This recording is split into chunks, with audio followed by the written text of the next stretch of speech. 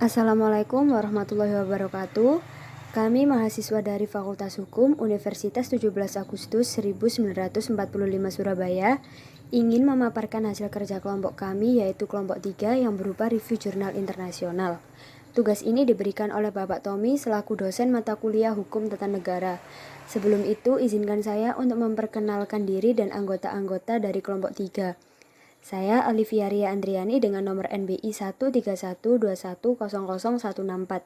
Yang kedua ada Alfiatus Zanuba Hanim dengan nomor NBI 13121000155. Anggota ketiga ada Ahmad Raihan dengan nomor NBI 13121000142. Anggota keempat ada Nabila Asegaf dengan nomor NBI 13121000174.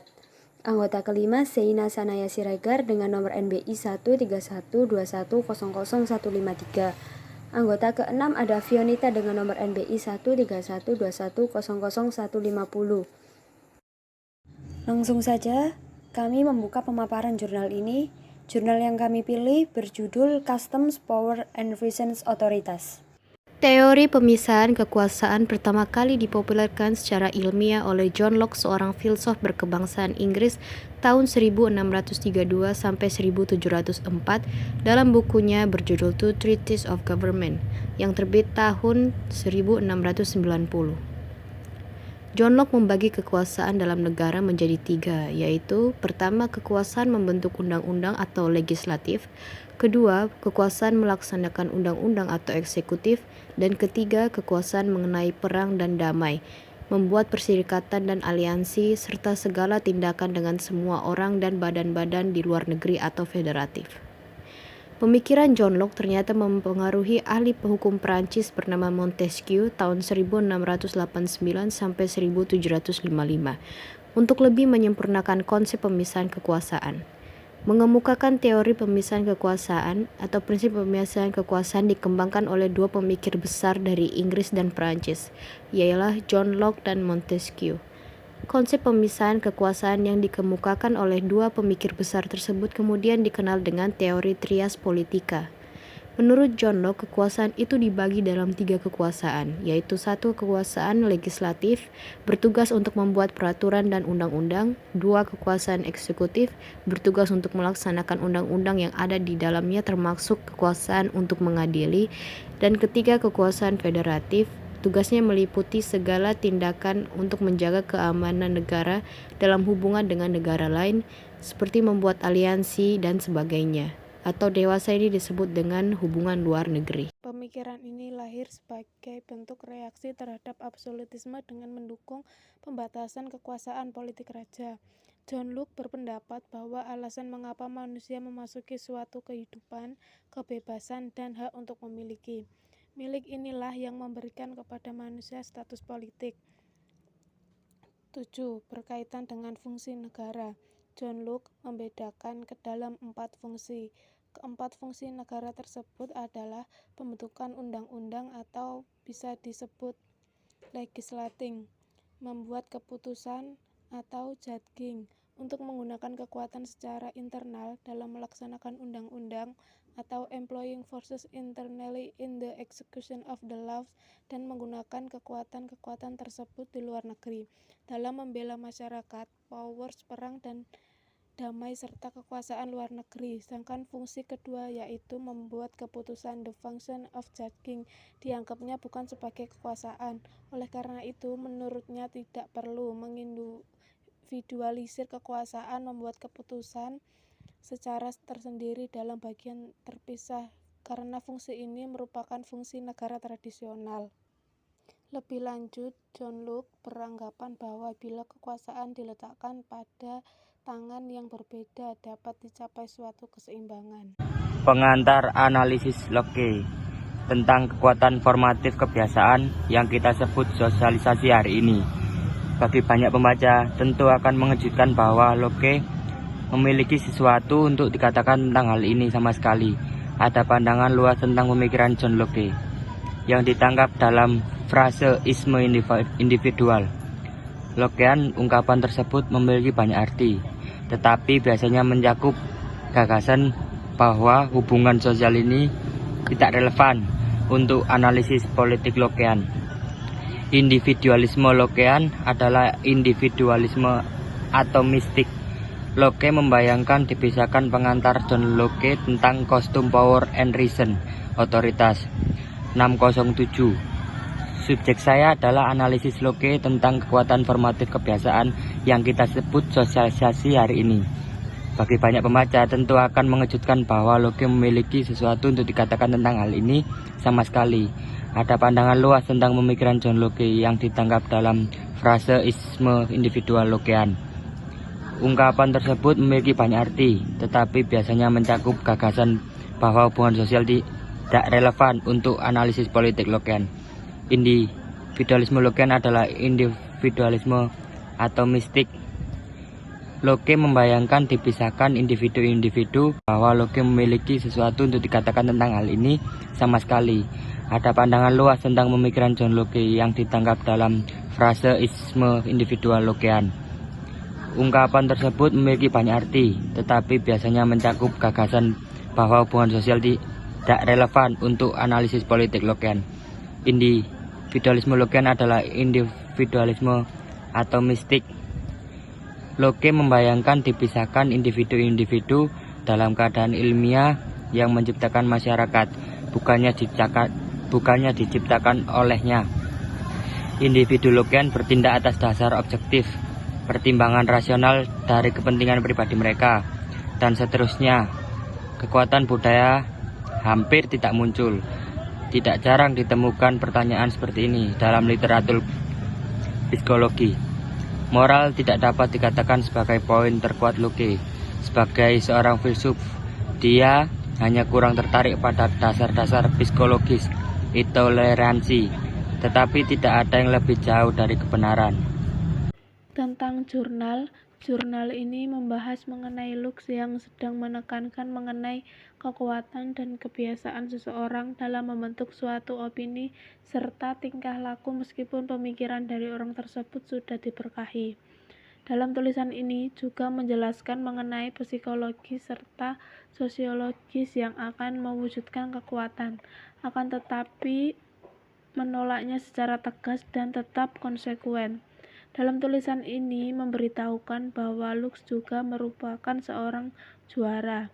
Akan tetapi karena kebiasaan Lux yang kuat serta memiliki wibawa, Locke meminta sebuah kekuatan dalam pelayanan alasan serta politik yang benar. Dalam jurnal ini terdapat 23 halaman. Untuk penulis, jurnal ini ditulis oleh Ruth Wigren. Untuk reviewer, yaitu kami dari kelompok 3. Siapa saja, yaitu Alfiatul Zanubahanim, Ahmad Raihan, Nabila Asegaf, Alivia Ria Andriani, Fionita, dan saya, Seina Kanaya Siregar. Jurnal ini kami review pada tanggal 28 Maret 2022. Pada jurnal ini tidak terdapat nomor ISSN. Untuk kalian yang ingin membaca jurnal keseluruhan yang kami review, bisa dilihat linknya sudah tertera di video ini. Latar belakang dari jurnal ini adalah John Locke menekankan kekuatan adat dalam membentuk opini dan perilaku, meskipun aspek pemikirannya ini kurang dihargai. Menyadari pentingnya hal itu memunculkan isu-isu kritis, khususnya hubungan antara adat dan akal serta peran adat otoritatif dalam mendukung kekuatan politik dan sosial. John Locke menjelaskan secara rinci berbagai mekanisme psikologis dan sosiologis yang dengannya kekuatan adat dimanifestasikan, tetapi dia tetap secara konsisten dan tegas menolak otoritasnya. Sebaliknya, John Locke adalah juara otoritas akal.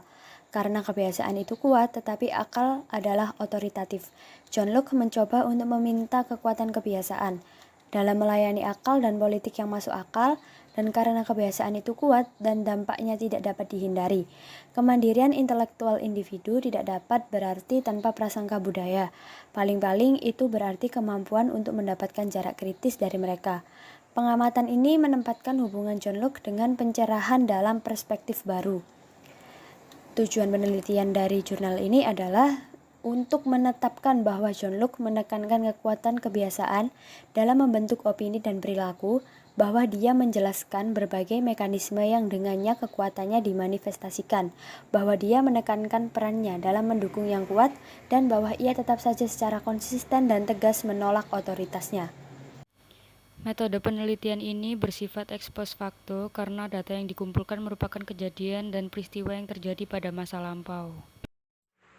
Langkah penelitian jurnal ini yaitu 1. Merumuskan masalah, 2. Hipotesis, 3. Menetapkan variabel penelitian, 4. Menetapkan prosedur kerja, 5. Mengumpulkan data, 6. Mengolah serta menganalisis data, 7. Membuat kesimpulan, 8. Mengkomunikasikan hasil penelitian. Menurut hasil penelitian kami, dalam pengamatan ini menempatkan hubungan Locke dengan pencerahan dalam perspektif baru. Subjeknya ialah analisis Locke tentang kekuatan formatif kebiasaan yang sekarang kita sebut sebagai sosialisasi. Bagi banyak pembaca, tentu akan mengejutkan bahwa Locke memiliki sesuatu yang dikatakan tentang hal ini sama sekali. Ada pandangan luas tentang pemikiran John Locke yang ditangkap dalam frasa individualitas Lockean. Kekuatan penelitian.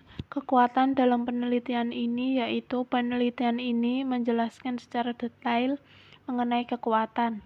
Dalam kata pengantar juga dijelaskan topik apa yang akan dibahas dalam penelitian ini, sehingga pembaca sudah memahami hal apa yang akan ia baca.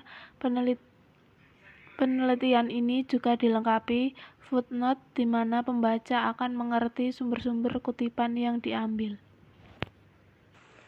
Kelemahan dari penelitian ini adalah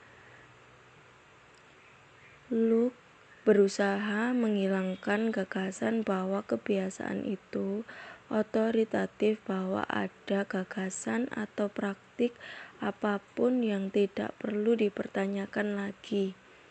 Tapi dia tidak bisa mengabaikan kekuatan adat. Sebaliknya, ia berusaha untuk meminta adat dalam pelayanan otoritas akal.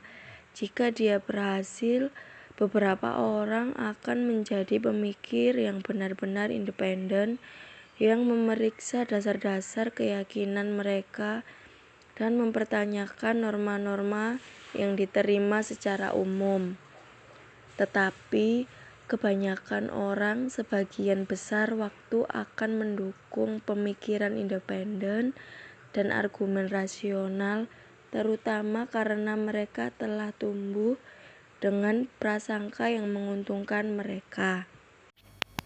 Kesimpulannya yaitu Locke berusaha menghilangkan gagasan bahwa kebiasaan itu otoritatif, bahwa ada gagasan atau praktik apapun yang tidak perlu dipertanyakan lagi. Tapi dia tidak bisa mengabaikan kekuatan adat. Sebaliknya, ia berusaha untuk meminta adat dalam pelayanan otoritas akal. Jika dia berhasil, beberapa orang akan menjadi pemikir yang independen.